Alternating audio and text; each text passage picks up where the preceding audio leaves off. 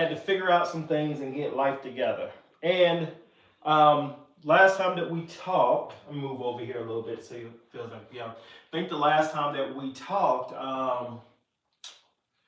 snowstorm and all of that was coming. Lights had, we didn't have any light outage problems. We actually did pretty good, but no way we could drive or anything like that. Everything was closed. And then 3 days later, we got hit with a lot of snow, like a lot. It wasn't ice, so it wasn't as bad as the ice. You could still kind of drive in that. But still, even after you drive in the snow and it's cold, it eventually melts down. So all the stuff that once was soft snow starts to turn into ice. So. But anyway, guys, today we are going to be talking about the philodendron moonlight. And while we're talking about it, I'm actually going to go ahead and clean her up some. I have not wiped down these leaves to this plant in at least 6 months.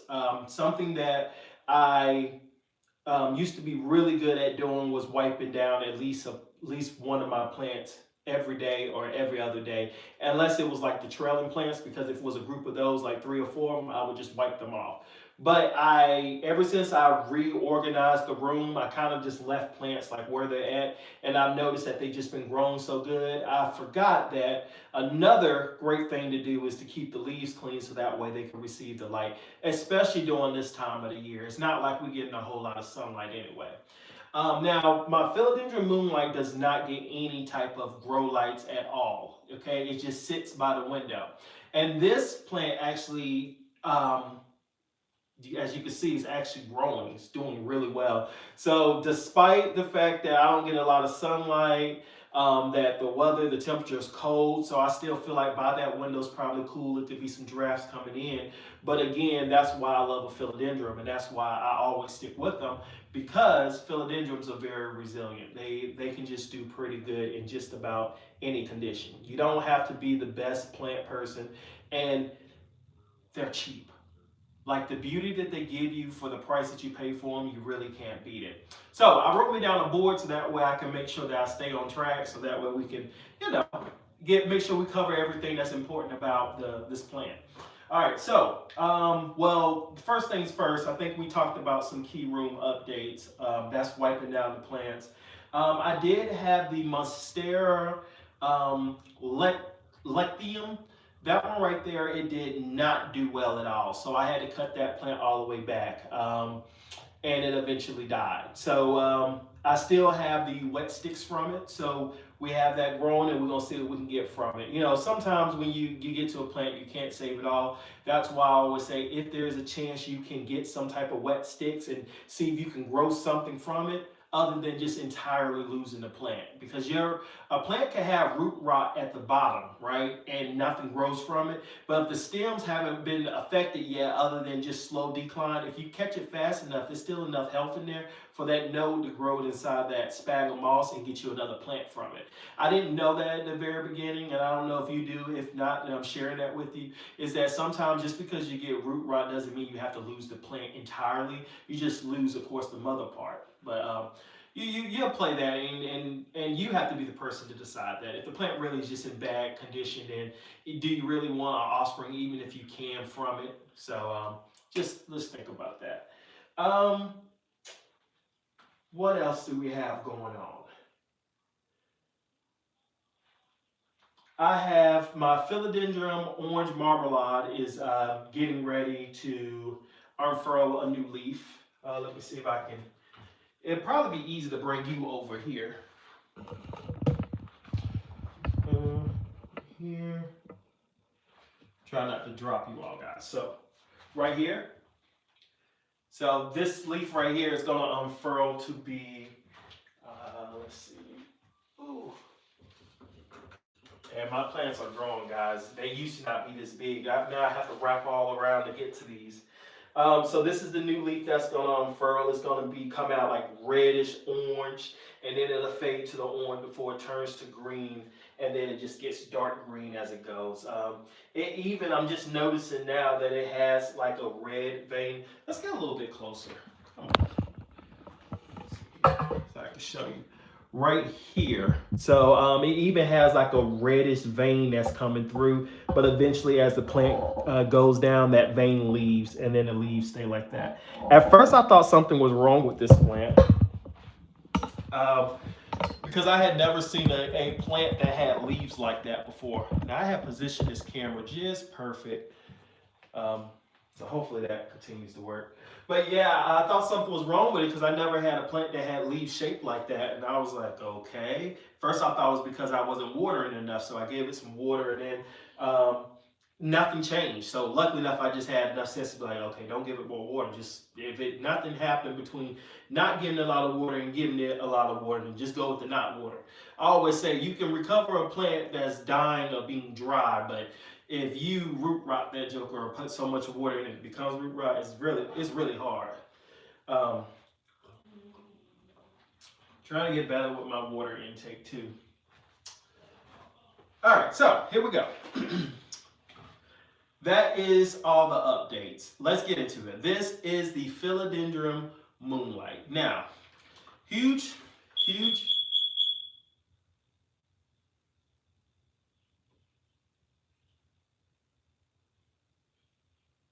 Okay, sound like I heard like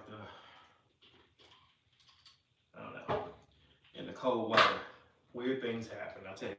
All right, so what I'm going to be doing to wipe this plant down with is use neem oil. Now you can go to the store and get your peppermint soap as well. I used to keep that on hand, but I haven't wiped down my plants in a long time. And when I got ready to open that, it had like a white crust around the top of the ring. And I was like, you know what? I don't even want to take that risk and just clean my plants and ended up killing them. So I said, you know what? I can just get rid of that. It's not a need if I want to or not.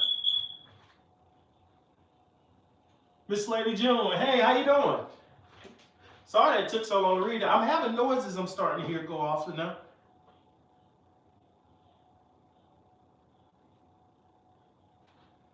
Hold on 1 second.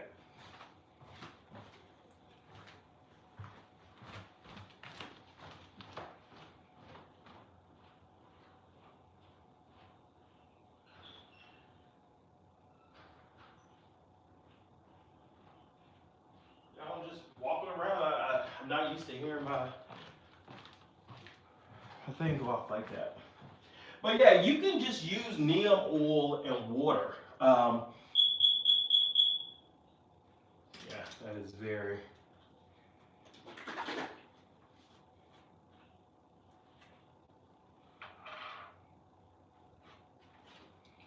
We have our water, and then we have our neem oil, and we're just gonna pour a little bit of neem oil. Sorry guys, I'm hearing my alarm go off, and it's just bothering me a little bit. But I really don't want to turn off nothing, and it's just a battery problem. But put you a little bit of neem oil and water in here, and that's just gonna help wipe the leaves down. Now, if you had the peppermint soap with the neem oil to go in here together, it's a good thing to make your leaves shine, and it's also a little bit pest resistant. Now, exactly to what pest, I don't know. Let's not get into that, but to something. All right. And what we're gonna do is just go around and spray this. You can spray as much as you want to on it here, okay, guys? Have fun. Oop, move my phone.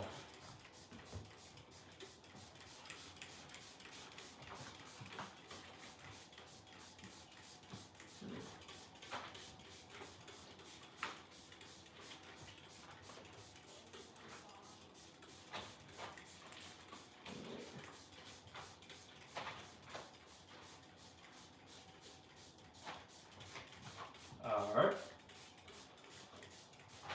Now, this. So I don't know. I still recommend them. You can still get them. The Viva paper towels. Guys, can y'all just give me one moment?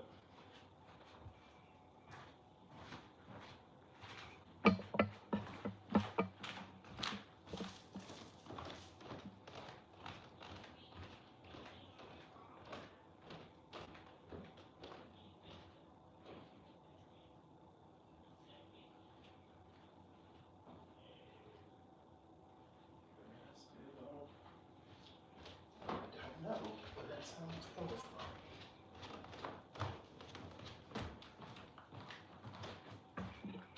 All right, so sorry guys. Hopefully that'll be the last time I do that. All right, so I used to recommend to you all the Viva paper towels. Those are still really good. However, these right here, I just ran across these because I was doing cleaning. I don't like to, when I was growing up, my parents and stuff and grandparents, everybody would kind of use old washcloths and clean the toilets and stuff with. And then I don't know what happened to them. I don't know if they get washed again or what, but I just thought that was kind of gross. So I would just use paper towels to clean like bathrooms and stuff with because I'm like, I could throw that away. I know I get in trouble for saying that's wasteful, but I'm not trying to recycle after I clean the bathroom. So I went to the store just earlier this year and I saw these. These are microfiber, they're disposable cloths, you can get rid of them. I know that they have like a blue version of this that mechanics use, but these work really good. They're very, very soft. After you're done with them, you can throw them away. And what I love about this is that if you do have pests that you're unaware of when you're cleaning, because you throw these away, you don't have to worry about accidentally taking those to other plants. Because I'll tell you the truth, with my microfiber gloves, I'm bad about washing them. So I don't see a pest or anything. I think a plant's perfectly fine. I throw the gloves back in there. Next thing you know, I'm wiping another plant. Boom, I have pests going on. I'm thinking that's how I'm passing the pests around. Stuff like mealybugs, those can fly up through your vents and stuff and just be in the air. So you could have one mealybug in the house and it could possibly fly to another part of the room, or it could attach on you. It just depends. So now I'm wiping the back part, but let's just go ahead and get up here so you can kind of see the difference that it makes. And all I'm using is neem oil and water and just wiping the leaves down. Now, the more neem oil you use, the more shiny to give. I used a lot of water in my bottle because all I really want to do is just wipe these down. I'm not really looking for a shine or anything. And if you want to, if you don't have neem oil or anything like that, guys, you could just spray some water on the leaves. Now, is it going to give the same impact as using neem oil or your soap? Of course not.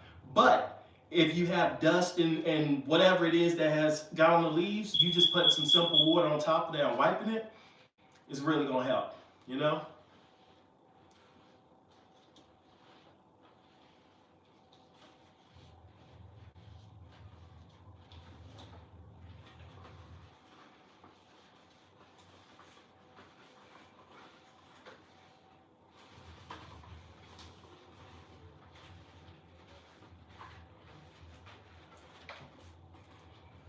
All right. Sorry, I get a little bit focused when I'm in here cleaning. Try to make sure I get every part of the plant because it's very important. This also was a plant that was over there while all the mealybugs was at. So from a time or two, I do see mealybugs sometimes. Am I seeing anything right now? No, but I do remember seeing some on a stem a while back. So, sometimes it happens with it. As long as you actively treat your plants, and you can treat your plants whatever you want to. I just started using rubbing alcohol to put on the plants, okay? So if you just want to do water, a lot of people, they will say, using stuff like just water and your stuff like alcohol, just natural stuff, is healthier for the plant because they don't become resistant to a lot of the other chemical stuff that you put inside your soil. Like your plants, yes, it'll treat one thing, but it won't treat the other. And because it has that chemical in there, it makes it really hard to treat it any other way. So it's just something to consider. Me, I treat my plant anything. If I have an outbreak going on and it's crazy going on, and I don't have anything natural that I can use, and I have a little bit of chemical stuff from whatever it is, if I feel the need to have to do it, then I will. But really, for the most part, as long as you catch a pest problem pretty early, you can not take your time as in don't take it serious, but you can move according to your own speed with it. You just need to catch it early. And most of the time, the pests really just come from us forgetting to check up on these plants. That's really where it comes from. Okay. Oh, and I'm supposed to be telling you a little bit about this one as we're talking. Okay, so this plant right here cost me, I paid $39.99 for this. This was, I got this one from a local nursery, and it was a big plant when I bought it. Now, it wasn't this big, of course, but it was a decent sized plant. It's hard to tell you the exact size on here. And it looks, I believe it's two. Yeah, it is. It's two moonlights inside of here, too. I discovered that when I did a repot a while back. But yeah. And as you can see, still with the weather going on, it's still unfurling. So again, when we say philodendrons are low light plants, they really are. And this plant looks like this had nothing to do to me. It's just they're going to grow good.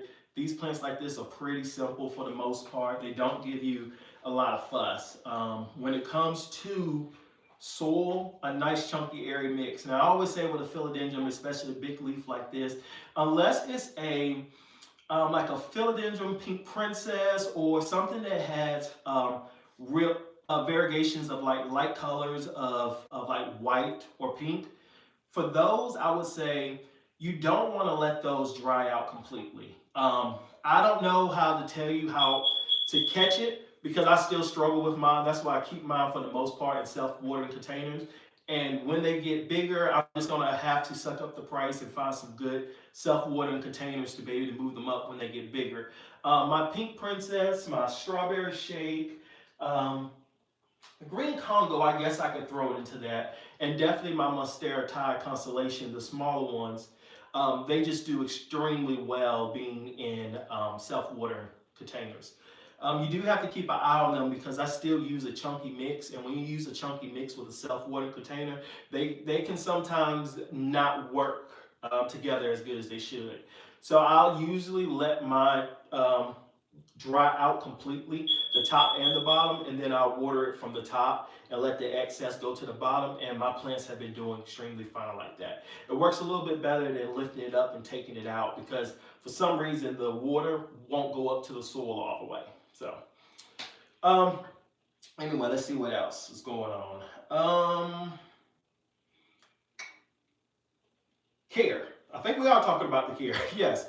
Low light. Now, this plant will do really well the closer it is to the window to receive that natural sunlight, or you can give it grow lights. If you give it grow lights, though, it is a very greedy plant with light, so it needs a bright, high setting light. I thought I was giving mine enough light. My grow light sits up about this high, and the plant as in itself would sit down probably about here. And even with that amount of distance, and the lights would just turn on there, it still wasn't receiving enough light. Not as it is from the window. Now the window is causing this plant to actually grow up. Before, my plant the leaves were kind of like curled down. It was growing bigger, but kind of just growing kind of sad. Now I'm seeing that these leaves are supposed to be going up like this. That's when it's very happy. So at least let's let it get its arms up like this. And I forgot when I bought this plant that that's what it had looked like, because I just got used to the plant just, you know, looking like this, and I was impressed with it with the size, but I was missing out on a couple of key factors. But now we corrected it, and that's where we're at. And the last thing is advice. So I wrote down a list so that I could stay on topic. One was key room topics. Next was the cost. We got to the care, and now the advice part. This is a excuse me. This is a philodendron. Okay, it's no different than any other philodendron. Now, the only thing I would say is be mindful that this plant does grow out and not up. You know, a lot of times we buy plants, most of our plants, they grow up. You know, we don't really worry about them growing out. As they grow up, they grow out a little bit, but, you know, it's more like that. We don't have to worry about this. Philodendron, they're a little bit different. They grow out, so they'll take a lot of space, but they'll go short. Added that to it. What's going on, Vimby? Yeah, they'll grow like this. So as you can tell, this plant is pretty wide. So I can't put anything by it unless I put like a small narrow plant that can grow straight up, and then it can kind of spread out. Almost like I could put like a ficus or something like that that's going to grow up with a stem and then grow out, and it'll be perfectly fine beside this. They won't have to fight too much for space. Other than that, I have no advice to give you with this plant. They're pretty easy. Nice chunky area mix, give it some light, water it when it dries out just about completely, and you are good to go. This isn't a plant that needs a lot of pruning and all of that either. And you don't need to get no stake or anything to put this plant up. It's just gonna, the height that it's gonna grow is fine. Now, mine in between, I am seeing the two of them grown up and they seem a little bit heavy as in it's leaning. So I could get just a little plank or a little piece of wood, something just to kind of prop it up, but not for attachment for it to be able to climb or grow or anything like that. Love that philodendron. Yeah, thank you, thank you. Yeah, do you have one? This is actually my second one. My first one died. Yeah, and it had a chance to come back, and I forgot to water it for a very long time. Yeah, and had I just caught it probably a week or two before, it would have made it. That's just how resilient you are. You say yes, yeah, okay. Yeah, they are. They're simple. They're easygoing, and they do not notice that the weather isn't prime anymore. Mine seem to be taking off pretty well. Um, I did when I went to the store and ended up buying this one. My intent was to go there and buy a philodendron orange. Yeah, Prince of Orange. And when I got there, they didn't have any Prince of Orange, but they did have a Macaulay, and they did have some Pink Princess. So I was like, oh, well, maybe I'll go ahead and go with the Macaulay. But then I saw Imperial Red, and I got ready to pick that up. Now, mind you, all of these plants that I went in there to get, guys, I already had at the house. It just was, at that time, I just wanted to buy every plant that I thought was beautiful that I saw. And it was a philodendron, I'm getting it because I don't have to learn anything. One of the things I wish I wouldn't have done is been so resistant on learning how to care for different type of variety of plants instead of staying so focused on one. And it's funny because now into life that I'm running into is that I'm focused on doing many things that I need to be channeling down and focusing on just a few and doing exceptionally well at that. Well, I was completely locked in on learning the philodendron. That was it. Up until then, say, I also like monstera plants. I do too. Well, usually I always say this. I said, "Good morning, everyone. Beautiful. What's going on, Gigi?" Usually when people like philodendrons, usually monsteras is also, they like those too. And then of course we usually like our pothos as well. Now, one thing that I haven't done, good morning. One thing that I never really got into was the Hoyas. I said that part, but most people who usually hit the Hoyas up before they get to the philodendrons. And by no means I'm saying they only stick with that plant, but I hear of a lot of people like, my first plant was a Hoya, then I bought a philodendron, and then they usually from a philodendron they move on to they can get two monsteras, but usually monsteras and philodendrons, they kind of blending those in. But the next chunk is that anthurium. And that's where I'm at right now. I have that little anthurium itch. Anthurium, to me, the more I look at them, they just look like, they remind me of a philodendron. Of course, let me say this. They know, and no similar do they look alike like that. I'm not going to put them in a category.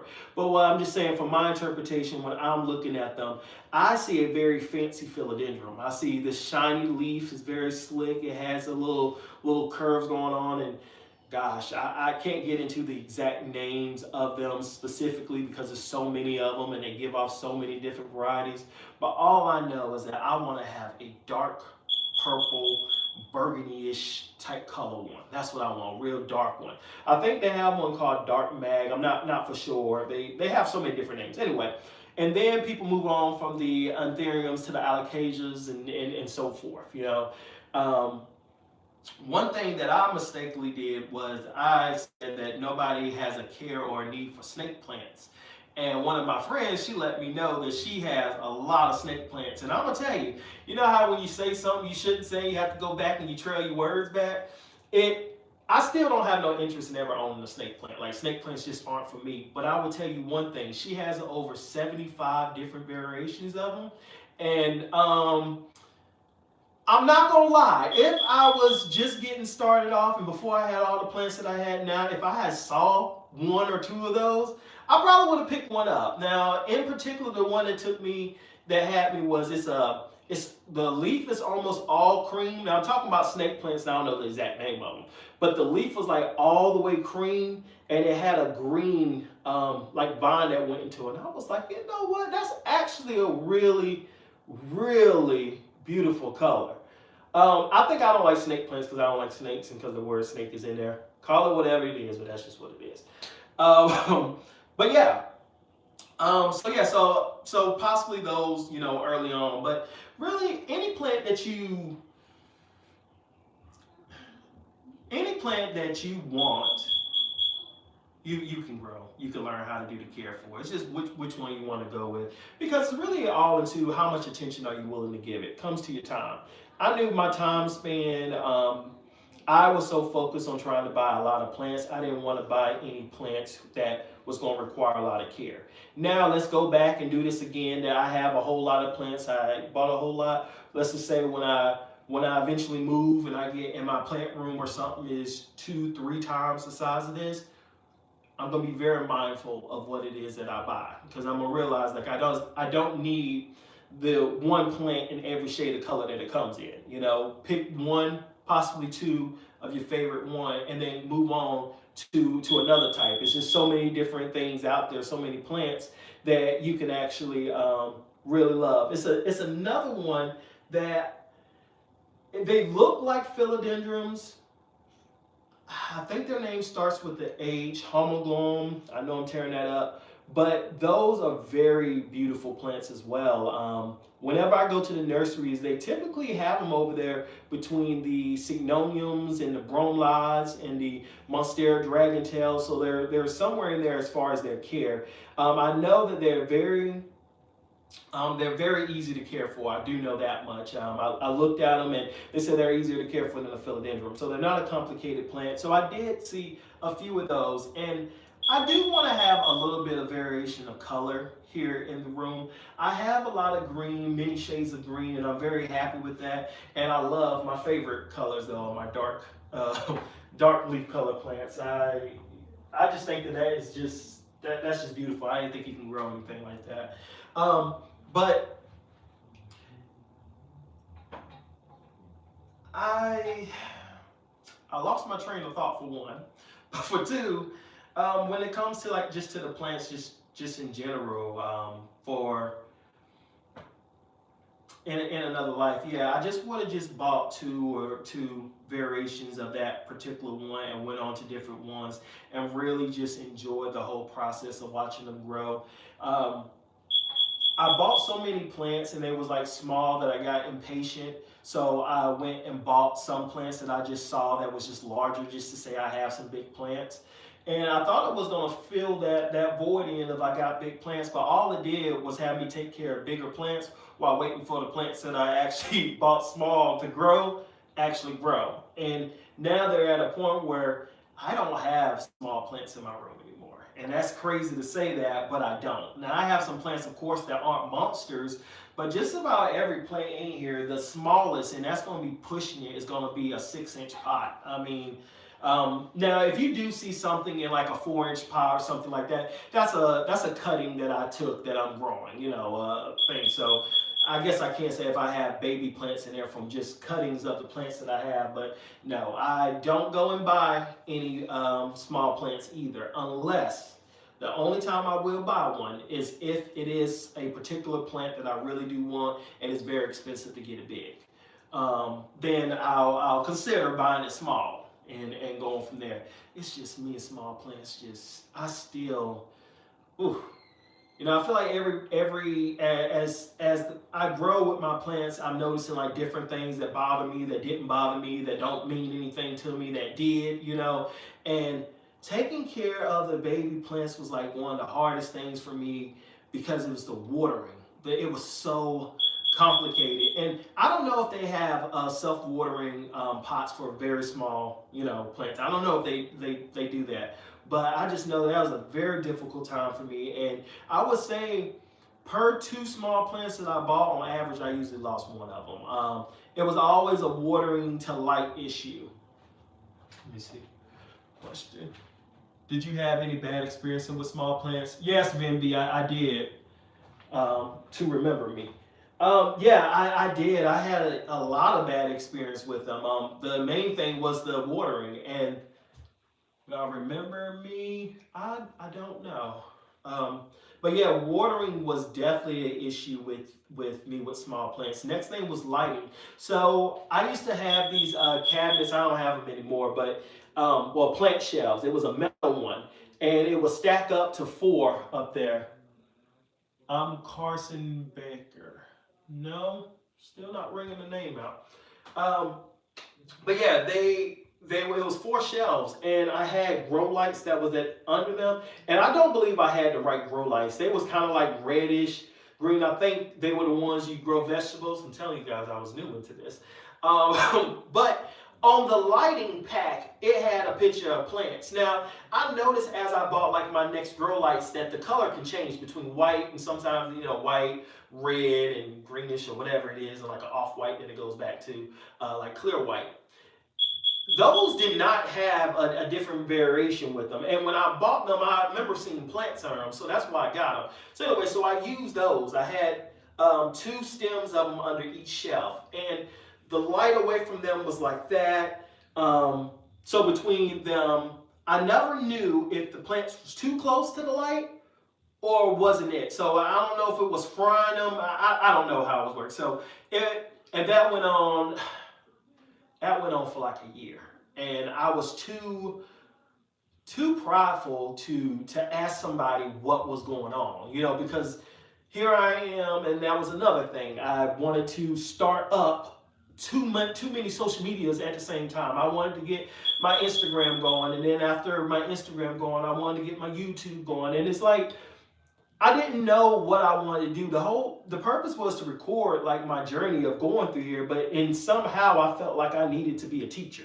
And so it's hard trying to teach something that you're learning as well, and the stuff that I was for certain that did work, I talked about it so much and talked about it so much that I felt like nobody needed to hear it anymore. And I think that kind of built up a fear of, well, what am I going to say next? So every video I felt like I had to bring it, I had to bring it, I had to bring it. And it just took the fun out of actually caring for my plants.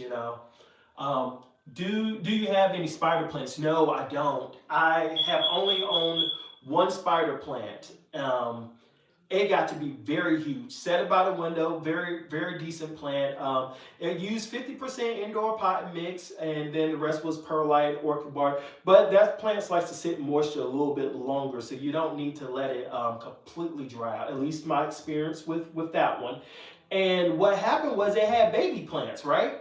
And I don't know what I did wrong, but when I cut them, the baby plant from the mother plant, both of them did bad. The baby plant instantly, I'm figuring I just did something wrong with it. I had never propagated and knew what to do, so I stuck it right back in soil. With any plant, soil is always a way you can propagate your plants, but you just got to know what you're doing with that a little bit more. You have to pay attention to a little bit more. When you have just your sphagnum moss, your sphagnum moss is controllable. You water it heavy, and then you're good to go for the next 4 to 5 days. And then that 6th day, you need to go ahead and take your finger and fill it, because it could be getting a little bit crispy. And then you need to water it some more. With soil, you can't really see what's going on, because you can stick your finger in there. You don't want the plant to dry out in the soil. However, you don't want the soil to be like soggy wet either. So that's one of the hardest things to grow a plant in my opinion. If you're doing that.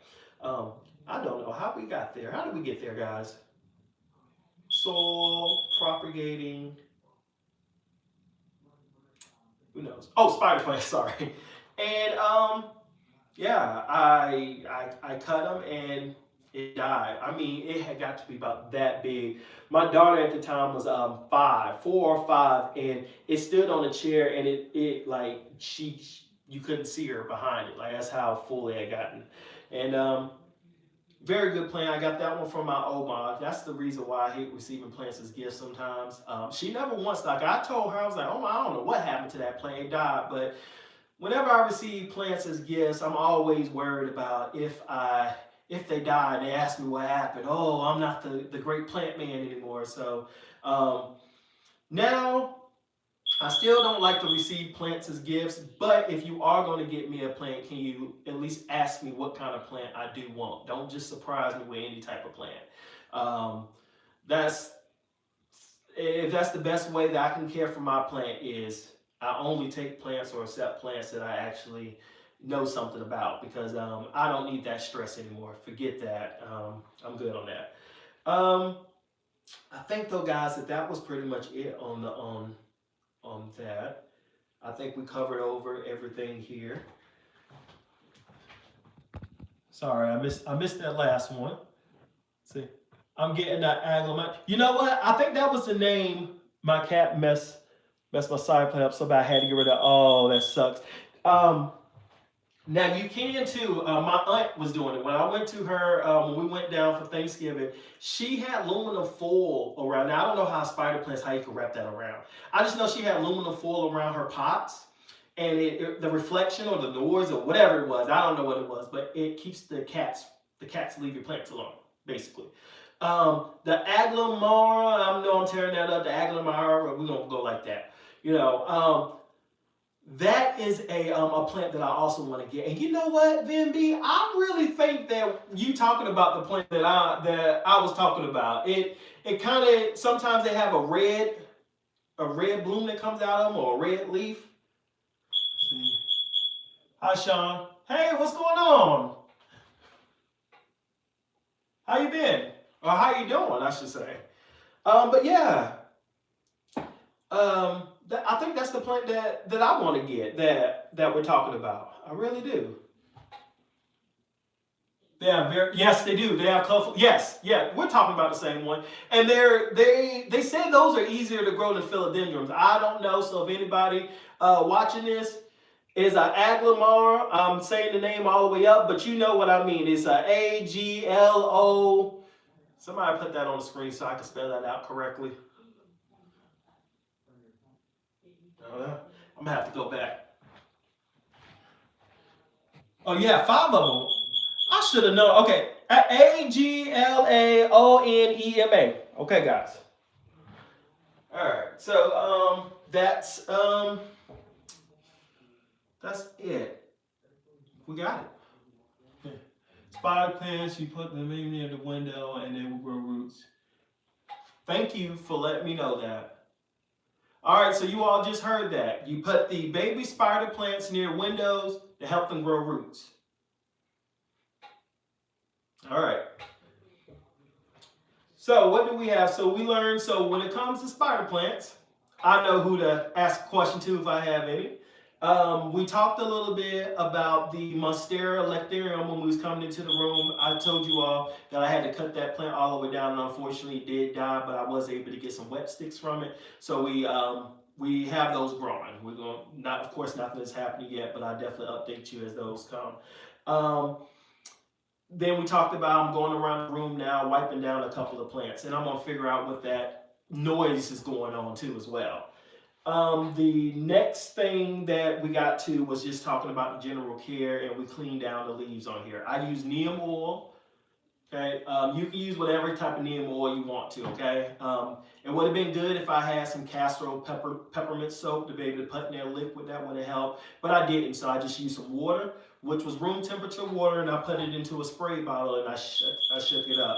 Now, the amount that I put in there, that's up to you. Just put your little dot in there. The more you put in there, the more shine is going to come to your leaf. Now, when I'm talking about a little dot, I'm talking nowhere to a half an ounce to 1 ounce per 10 ounces of water, okay? You put baby side plants in a glass of water to grow roots, okay? Put the spider plants in a glass with water in there by the window to help it grow roots. Yeah. Sounds like I came up with that. But yeah, and just remember, guys, just put a little bit gets you a long way. The more shine you want to your plants, that's nice and all. But just remember not to give it too much oil because you also don't want your plant leaf to be oily. You know what I mean? Um, we talked about the cost. I paid $39 for this philodendron moonlight, but that was because it was a bigger plant. But on average, you can get these plants right now. I've been seeing them at Home Depot for $9.99.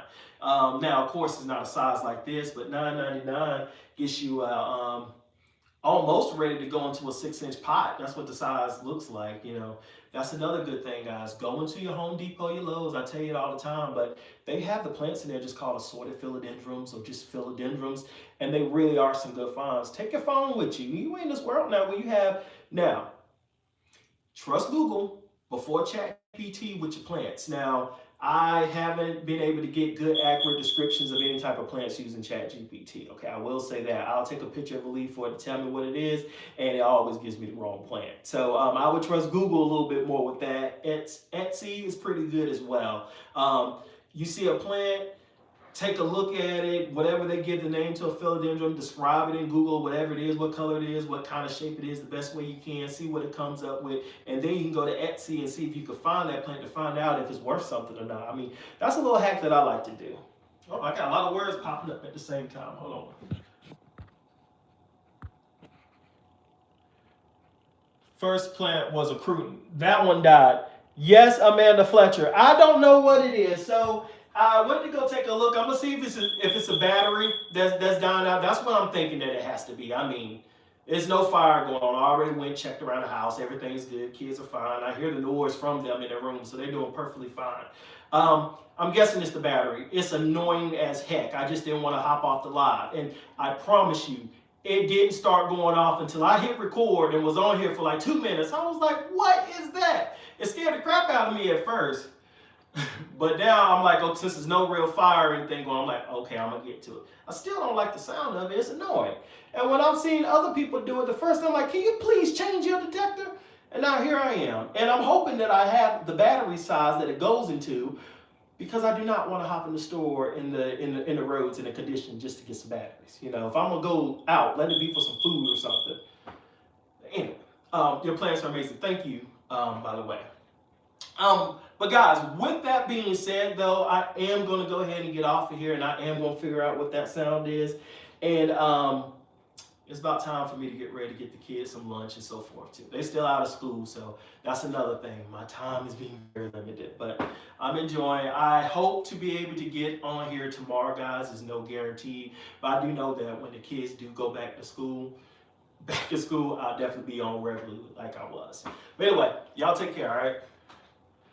I'm gonna make sure I don't leave anybody hanging before I get off. That wouldn't be right. Let's see here.